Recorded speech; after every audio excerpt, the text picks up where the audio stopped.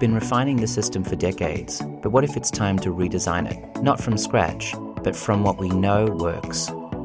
You're listening to Education by Design.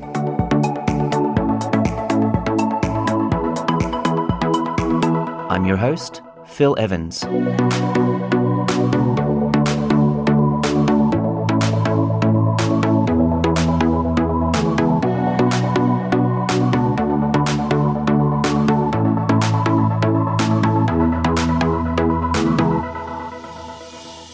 In this episode, I sat down with Dr. John Falino, a long-term principal from Dobbs Ferry High School in New York, to explore how a shared vision, community-led change, and values-driven leadership can transform a school.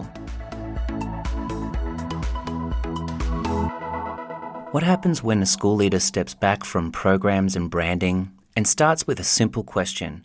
What do we really value in education? That's exactly where John Falino began when he took the helm of Dobbs Ferry High School. John has spent more than a decade transforming the school's culture, building equity into the curriculum design, and proving that when a school commits to a shared vision, all students can have access to a meaningful, rigorous, and empowering learning experience. When I had come on, I had actually started with a superintendent, our superintendent at the time, Dr. Lisa Brady, who was of the same mind as me. You know, we were really doing a lot of thinking and a lot of early work, not necessarily talking about the IB program, because we didn't want to come at people, and say, this program is. It was starting to become. It was receiving a reaction, right? Without unpacking really what it is that we're talking about and what it is that we value, and that's great education. That's creating critical thinkers that are adaptable and solve problems and communicate well, and are really prepared to take on all of the changes that they're going to be kind of coming upon in whatever kind of global market they pursue upon graduation. So in order to unpack that, we started engaging the community. Dr. Brady particularly did this with a book talk around Tony Wagner's work, The Global Achievement Gap, and really starting to talk about those survival skills that he was talking about. And those skills that he was talking about very closely mirrored to the IB Learner Profile, to now what we are calling our approaches to learning skills, right? Those 21st century skills, which are really intuitive to all things IB, right? IB is a curriculum, it's a program, it's assessments that are based on all of those real world types of application problem solving skills. Show us what you know, right? So in leading the community around those discussions, it was a very natural kind of transition to, so what is the academic program that makes the best sense for us? John's strategy is grounded in community. He brings a values-driven mindset to the staff, challenging teachers to redefine their role.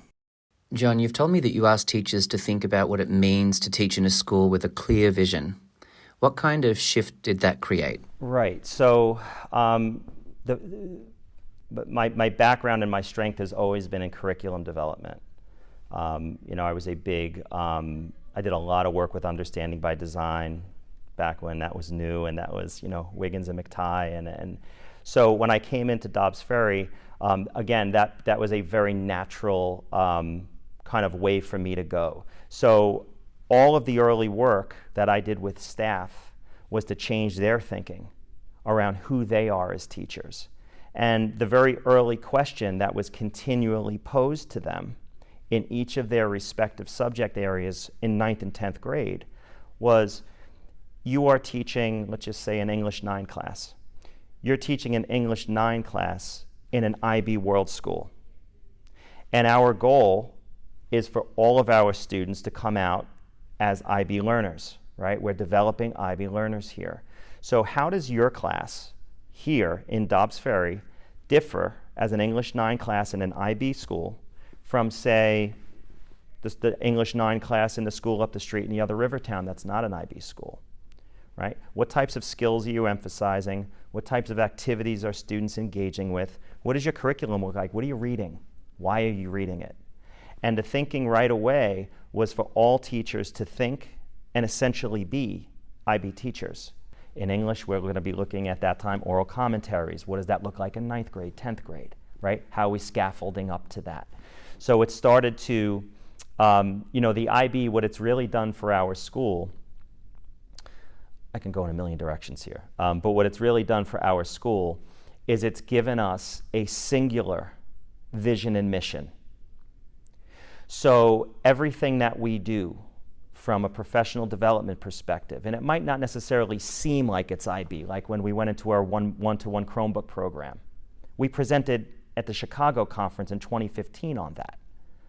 And the way that was IB for all, one-to-one Chromebooks, because how Chromebooks helped students to develop all of those 21st century ATL skills that we talk about, and how they were also used as a vehicle for equity and access for all students, because we gave every kid a device, right?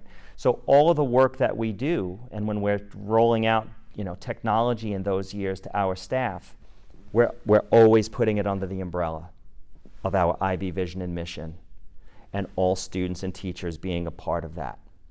So what started to happen, in those early years is there was a lot of momentum, excitement. It was really a wonderful time in our district. It was, there was just a lot of positive energy. So it sounds like, as a result, every teacher, not just the designated ones that were teaching in the IB program, but they all became designers, Sure. Collaborators Sure. in, the development of this rigorous and relevant learning experience for every single student in a public high school. Sure. So for you guys, equity is not just an aspiration; it's all about the design. Mm-hmm. You've restructured course pathways. You've looked at scheduling. You've looked at staffing, so that access became the default, not just the exception. Mm-hmm. Yes. You've said that systems, not slogans, determine whether students thrive. Right. What's one of the first things that you did to make the system more inclusive? Right. So some of the things that you would need in order to implement a high-quality curriculum and IB program within your school, in thinking about that, well, first off, as I said before, it's leading with a singular guiding vision and mission. I can't emphasize that enough.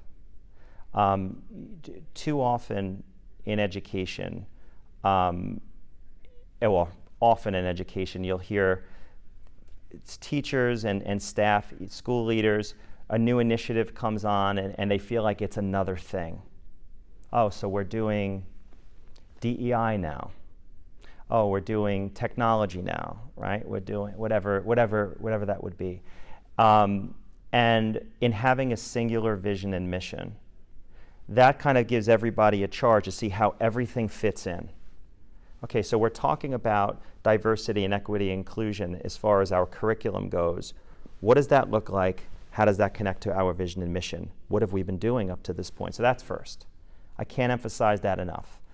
The second part, from a systems perspective. So you mentioned the word systems, and I think that's how I intuitively think. I see everything as a system. So my question in thinking about designing a system is how can we as a school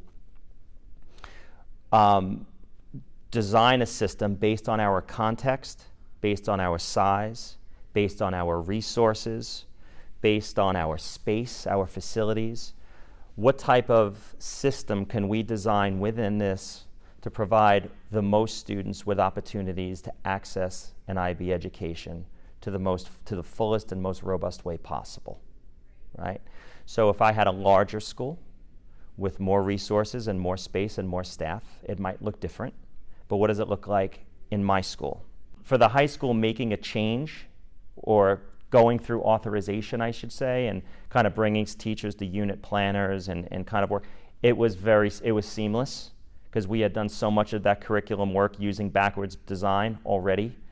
So, bringing in global contexts and the concepts and the related concepts and all that for them, that gave them more focus. But it was also a kind of a seamless transition in that respect. And then the middle school went through that same process.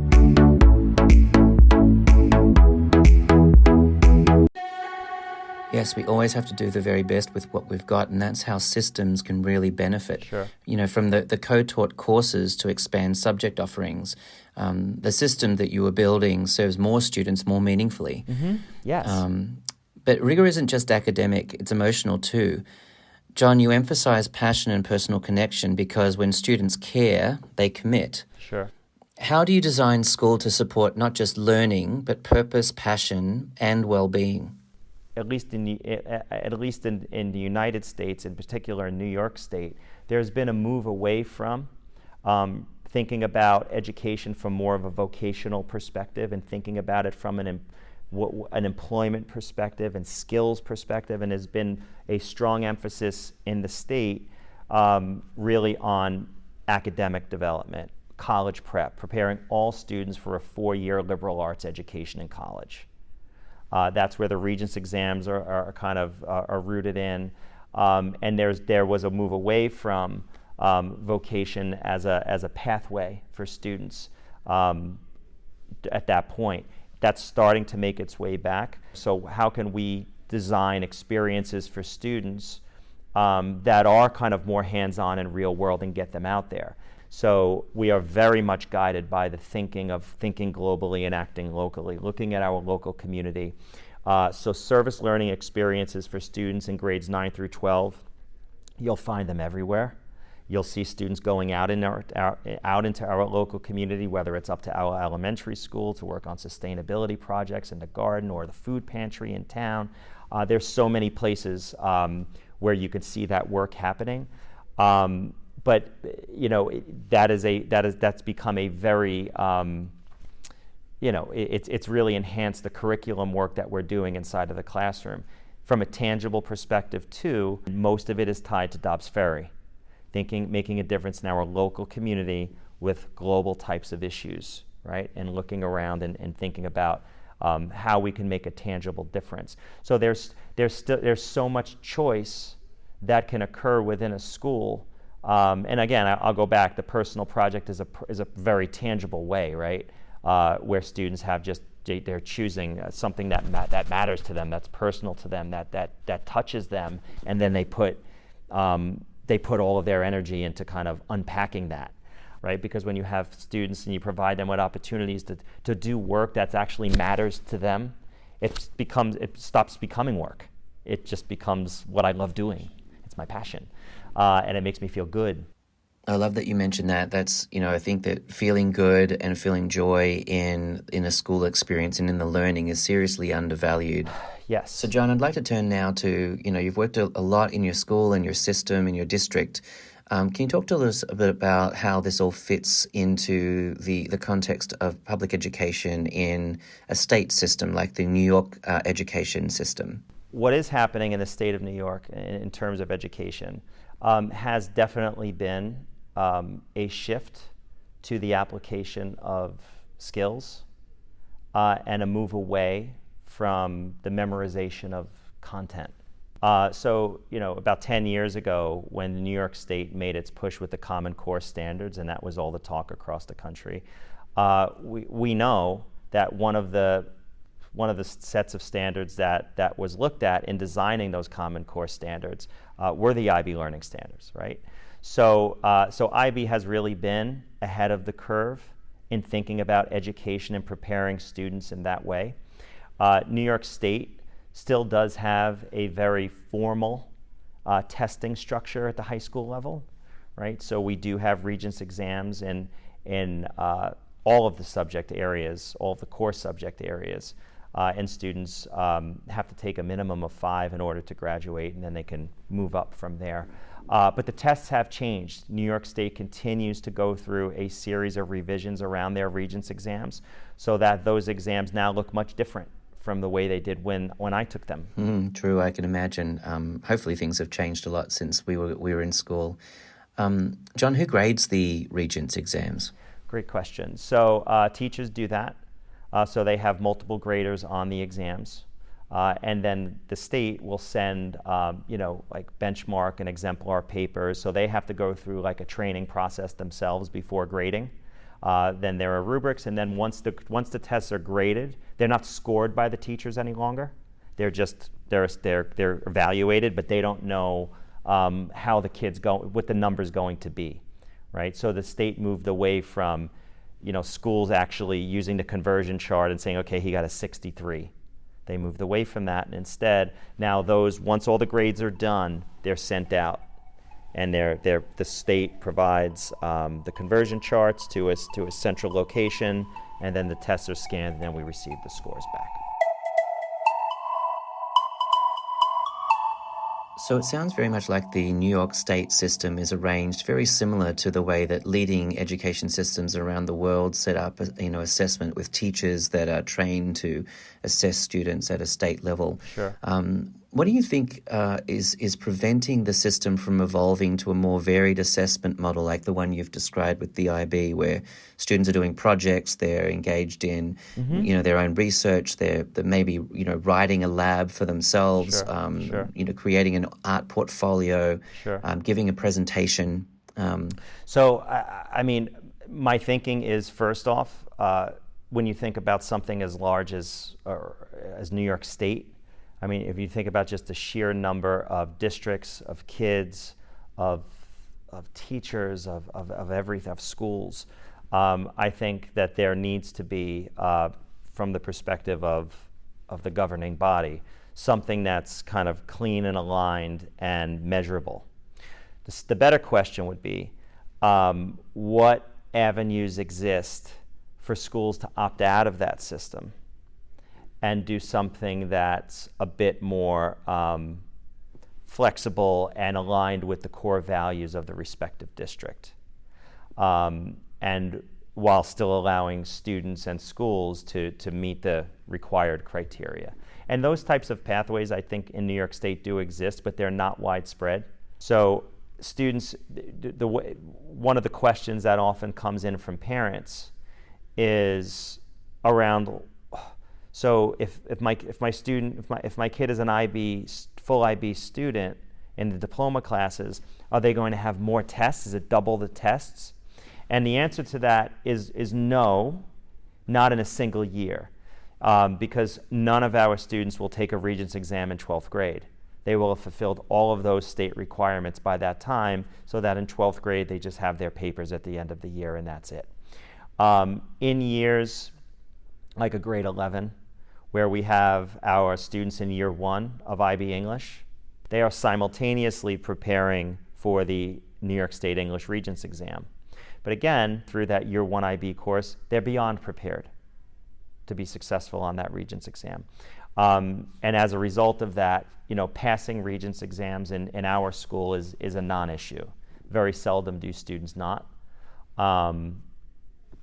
So I think that the work that we do from a curriculum perspective as it relates to IB is a good reason for that.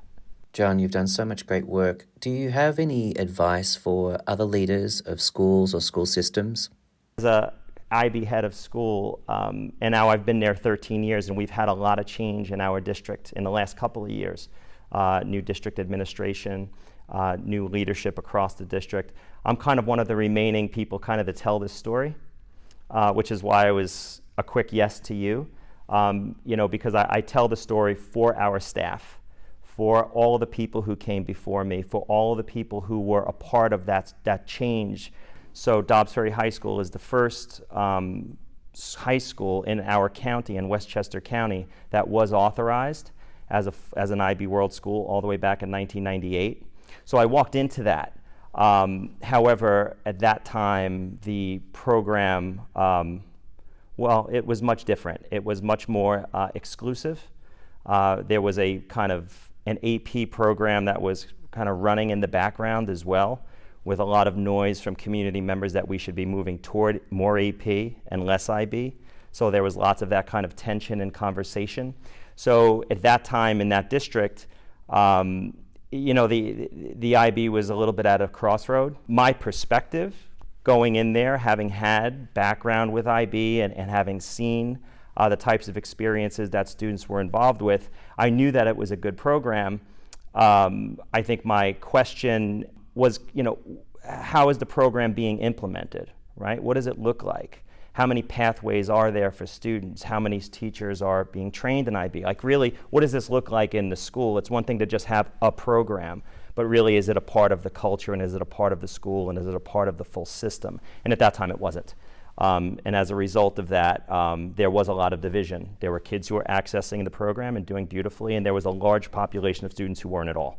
And at that time the thinking was you're an IB kid or you're not. So that was the major shift that we kind of went through in those early years that I had gotten there. What I would say to any leader who came to me with any type of reticence around the IB program isn't for all. The IB program is too rigorous for some. I would argue with every piece of my being that when we first hear, IB, the knee-jerk, and again, it's, in my opinion now, like the incorrect knee-jerk, but the knee-jerk is, oh my God, that's so hard. And actually, it's opposite. Your knee-jerk should be AP, because it is not for all, and it doesn't do any of the things I just talked about. So yeah, my advice to a new leader would be to really just understand the system of what it all looks like, right? Because now we're talking about a philosophy and a curriculum that's guiding all of the work that we do. There is no program, academically speaking, that you will find that is more inclusive and more open to all students than the IB program. In its best form, an IB program is the only program in your school. The schools that struggle the most are the schools that have more than one, an AP program. It's like warring paradigms within your school. So the big push for me would always be to do one thing and do it well, and for me it would be IB because it's the most inclusive. So in thinking about to a new leader who's not understanding or seeing that from a diploma program, just look at the design of it itself.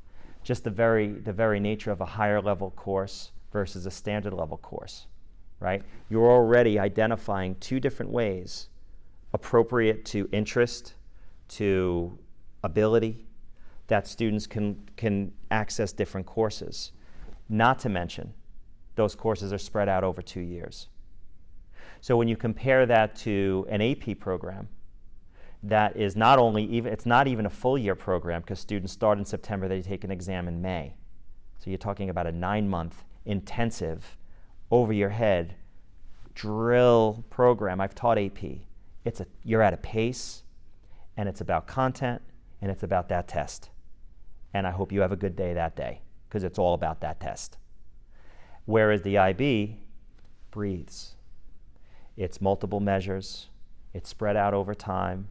It allows you to unpack and explore, and allows you to access the program at a standard level, at a higher level, and if you choose, and a full diploma program where you still have that choice.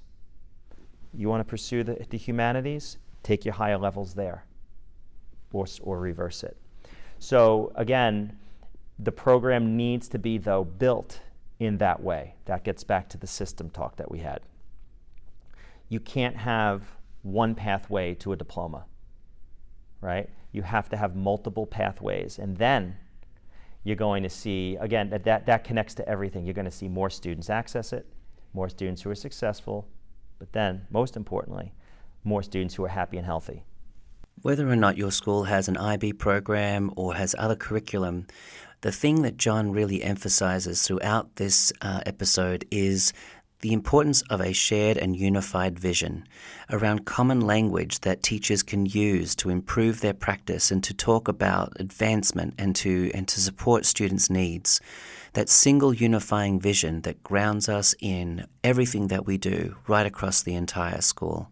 So what is the education model that is the underpinning of everything that you do in your school? The academic MYP and DP programs, which could be looked at as, could put pressure on kids, could also be looked as opportunities to provide students with choice, and then also with students with opportunities to pursue their passion, which could actually make them happier And when we're happier, we perform better. You've been listening to the Education by Design podcast. I've been your host, Phil Evans. If you like this episode, please hit subscribe or follow, and join me for my next episode.